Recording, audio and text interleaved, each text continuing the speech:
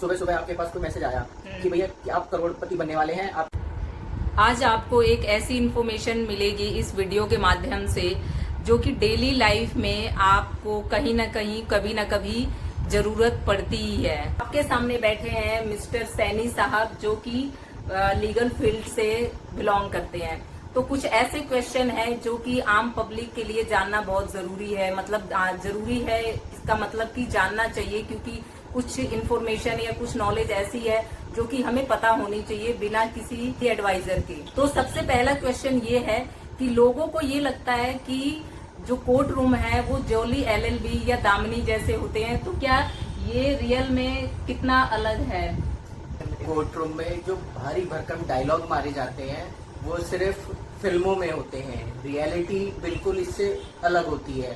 Court room में हमारा ज्यादातर टाइम कोर्ट के बाहर बीतता है, किताबों पढ़ने में, जजमेंट सर्च करने में और ड्राफ्टिंग में। कोर्ट में काम करने के लिए हमें सिर्फ 10 से 15 मिनट भी बामुश्किल से मिलते हैं। तो यहाँ इन्होंने जो बोला उसके पीछे एक ये भी रीजन है कि बहुत सारे ऐसे केसेस हैं जो पेंडिंग पड़े हुए हैं और इतने हमारे इंडिया में जज नहीं है कि वो उसका डिसीजन दे पाए। तो इसलिए इतना टाइम नहीं होता है कि वहाँ पे इतनी ज्यादा देर तक बहस हो या बात हो। तो आई थिंक आप लोगों को रियल जो कोर्ट रूम है वो और जो मूवीज में दिखाई जाती है उनमें अंतर काफी हद तक समझ में आ गया होगा। कोर्ट रूम बहुत ही साइलेंट जोन होता है। वहाँ सिर्फ 2 मिनट के अंदर साइलेंटली पोलाइट होके बात करनी होती है। अगर हम कुछ भी ऊंची आवाज में बोलने की कोशिश करते हैं, सनी देओल वाले डायलॉग्स मारने की कोशिश करते हैं, तो हमें पहले ही साइड कर दिया जाता है। अच्छा, तो बहुत सारे लोगों को नहीं पता है जो इस फील्ड से बिलोंग नहीं करते हैं, क्योंकि हमें तो वही चीजें पता है जो हमें मूवीज में देखते हैं। तो मूवीज कभी भी एक्चुअल नहीं होती है, वो सिर्फ फिक्शन होती है।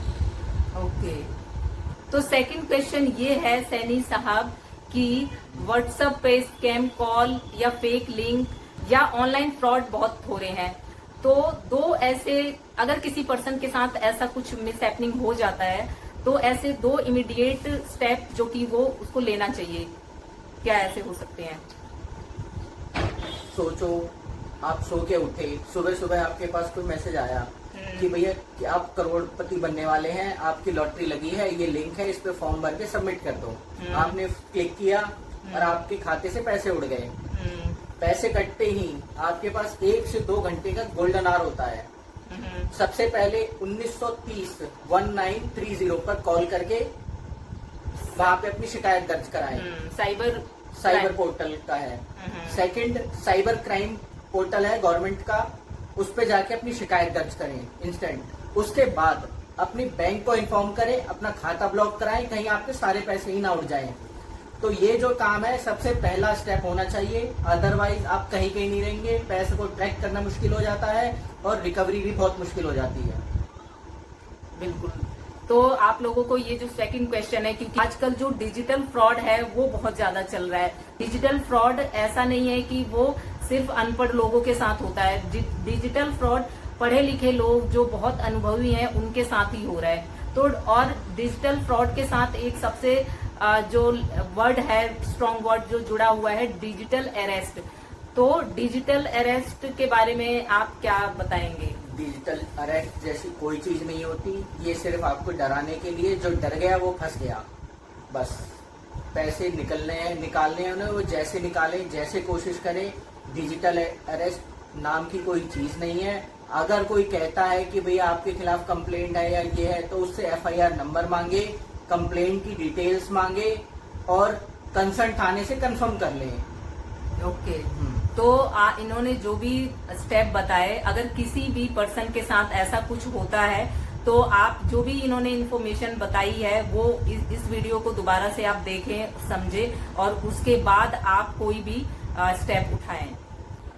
तो तीसरा क्वेश्चन ये है, ये भी आम पब्लिक के लिए है कि अगर कोई महंगा सामान खरीदते हैं जैसे AC या कोई फोन या ऑनलाइन कोई भी शॉपिंग करते हैं जो अच्छे मतलब भारी भरकम प्राइस में मिलते हैं, कंपनी वारंटी नहीं देती है या फिर अगर कोई वो प्रोडक्ट खराब हो जाए तो उसको चेंज नहीं करती है, तो एक आम इंसान के पास क्या राइट है,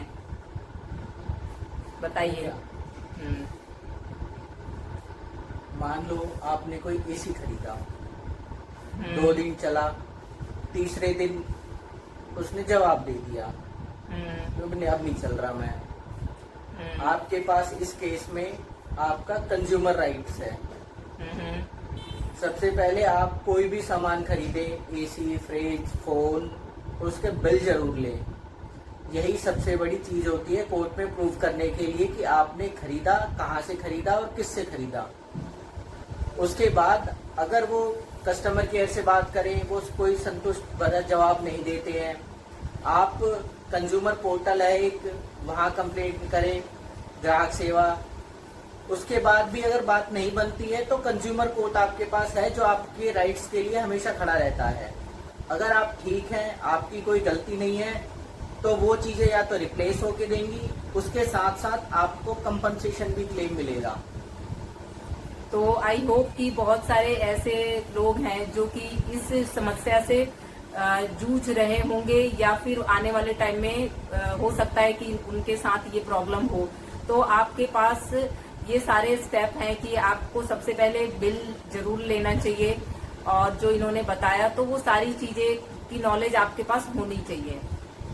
तो चौथा क्वेश्चन ये है कि अगर कोई पुलिस या ट्रैफिक पुलिस अगर रास्ते में किसी पर्सन को रोकती है तो उनके पास क्या राइट्स होते हैं, और एज ए सिटीजन हमारे पास ऐसा कौन सा राइट होता है कि इसके अलावा अगर वो ये बोले कि आप अपना फोन चेक कराओ, तो क्या एक सिटीजन को मतलब इस सिचुएशन में क्या स्टेप लेने चाहिए?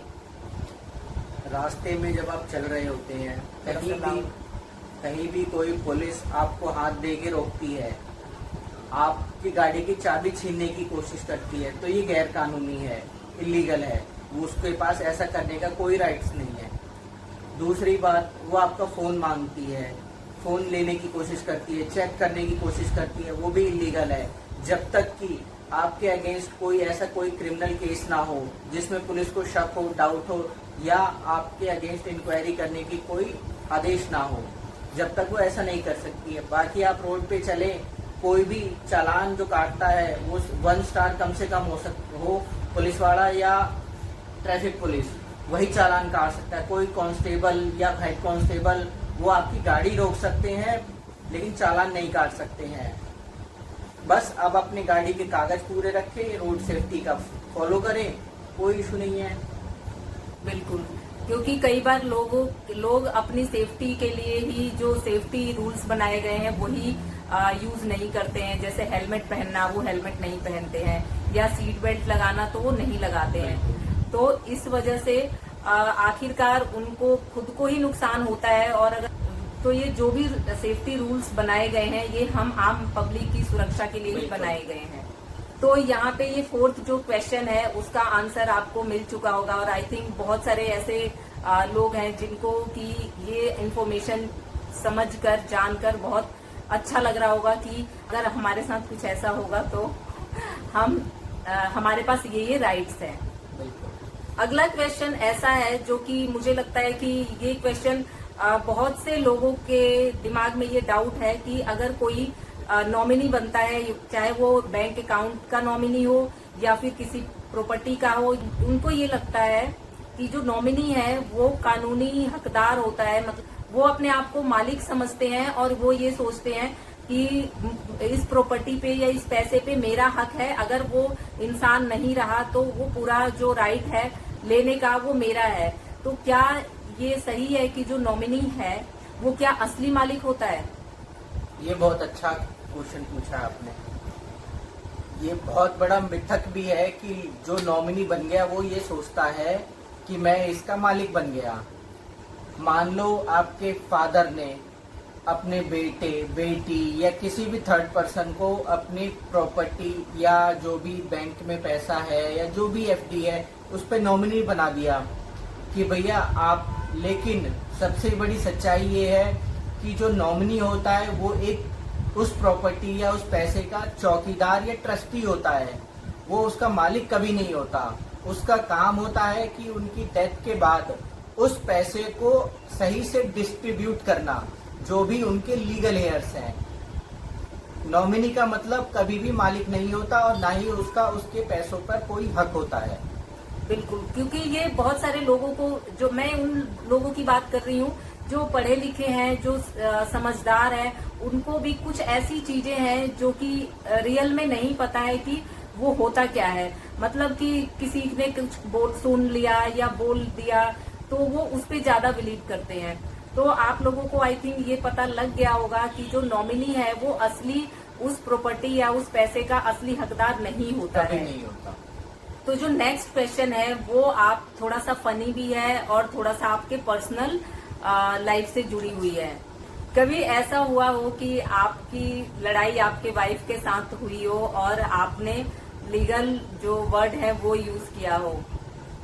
अक्सर होता है, क्योंकि हमारा ज्यादातर टाइम कोर्ट में बीतता है, किताबों में बीतता है, कुछ ड्राफ्ट करने में बीतता है, तो दिमाग में वही चीजें चलती रहती हैं। तो घर आने के बाद भी दिमाग में वही चीजें रहती हैं। तो घर पे अगर कोई बात हो गई, कुछ टूट गया, कुछ खराब हो गया या कुछ गलत कर दिया, तो सबसे पहले यही दिमाग से निकलता है या जुबान से, इसका क्या सबूत है, मैंने किया है। हाँ, कोई सीसीटीवी कैमरा लगा रखा है आपने जो उसमें आ रहा हूँ मैंने किया है।